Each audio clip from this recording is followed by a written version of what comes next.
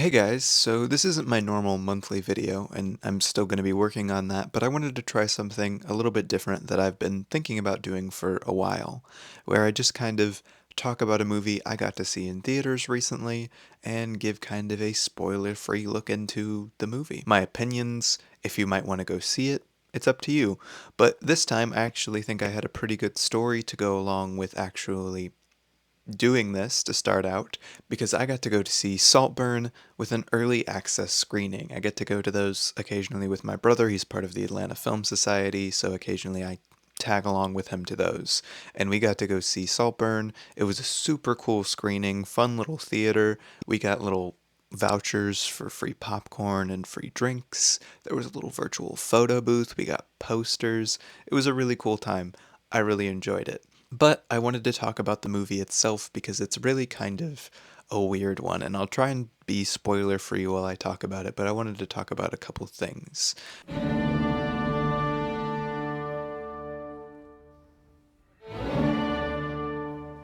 Saltburn is it's like a weird movie. I really wanted to like it mainly because we were in such a nice theater.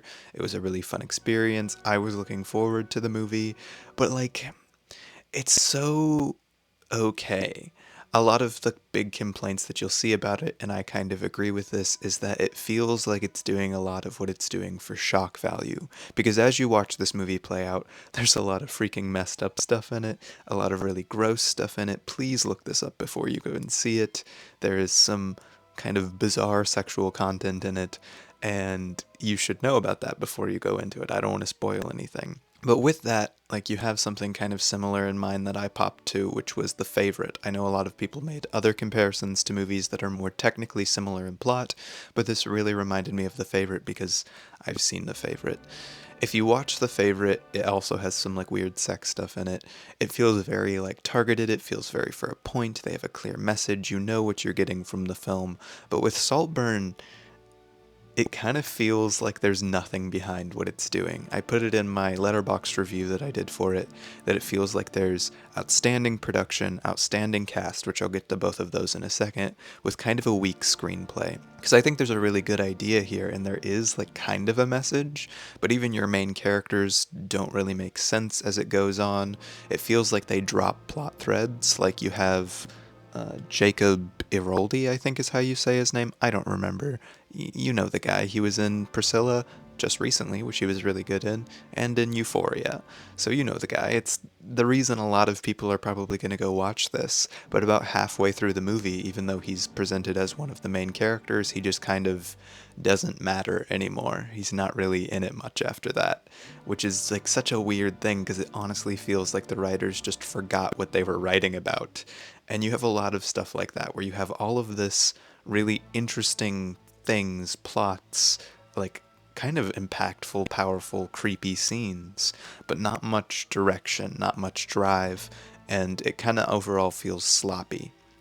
With that being said, I think this movie looks incredible. I love the 4:3. I love how the grain of the film looks. I think the cinematographer is outstanding. He did work with Damien Chazelle on pretty much all of his movies, and those all look incredible, and this movie does look incredible. This is actually my first Emerald Fennell movie. I didn't watch Promising Young Woman. I probably will sometime, especially being that Bo Burnham is in it, which is kind of funny. But this definitely has some strong directorial chops. It definitely feels like the actors were given good direction, that the camera knows what it wants to do. The entire production feels very much together. It's the writing is really where it falls short.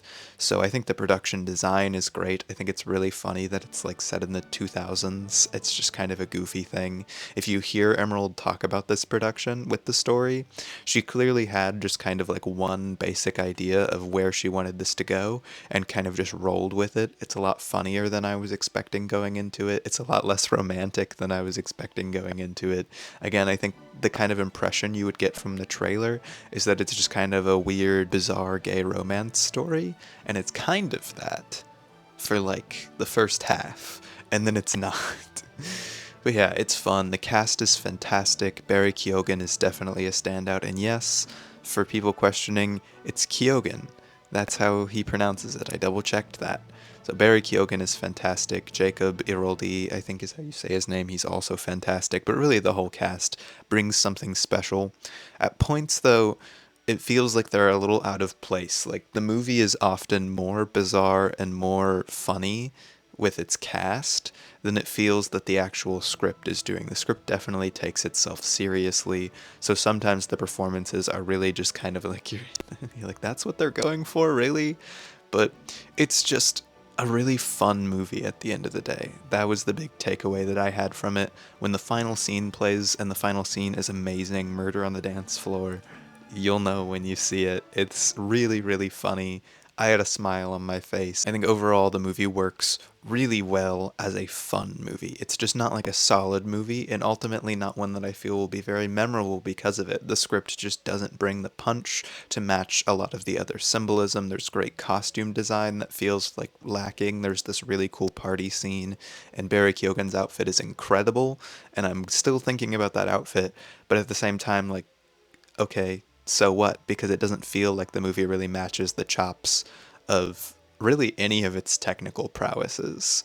But even then, again, it's just a lot of fun to watch play out. There are great scenes, some all-timer moments. When you're watching this in a theater with people who are super into it, which we were, it was so much fun. People were reacting, yelling, laughing, making jokes about how bizarre the sexual content is. We got lots of AOs. At one point, somebody was like, "This is the kinkiest man I've ever seen." And that's a pretty accurate call out for Barry Keoghan's character in this. It's whack, but I had a good time, and I think that's really kind of my big go for it. I think this is definitely, if you're okay with what's in it, a fun movie, just not like a great, inherently or memorable one. I still gave it a 4 out of 5. I think that's a little generous of a rating. Probably on a rewatch, I'll give it a 3.5, or maybe I'll double down on 4. I might enjoy it more, I might enjoy it less, but when I walked out of that theater, I said, I enjoyed this a bunch. This was great. I would watch it again. I'm hanging up the poster. 4 out of 5. So yeah, maybe this is interesting, maybe it's not. I just wanted to share a brief little kind of spoiler-free run over of the movie. I'm working on our next video right now, kind of, because the poll is still up, so I haven't fully decided what I'm going for. So if that's still up when I post this video, go check that out. It's both on YouTube and on Twitter, so you can vote on what I'm doing next for this month, the month of November. Thank you guys for watching. If you enjoyed this, let me know. If you want me to do more of these, let me know. And tell me once Saltburn actually officially releases your thoughts on Saltburn. I'd love to hear what you guys think, because this is a bizarre movie, and even people on Letterboxd are completely flip-flopped on what they think of this. I've seen so many 4.5s, 5s, 4s, and so many 2s, 2.5s, so I would really love to hear your guys' opinion. Maybe this is interesting, maybe it's not. I don't know, I'm very self-conscious about this. But thank you guys for watching. I love you. Goodbye.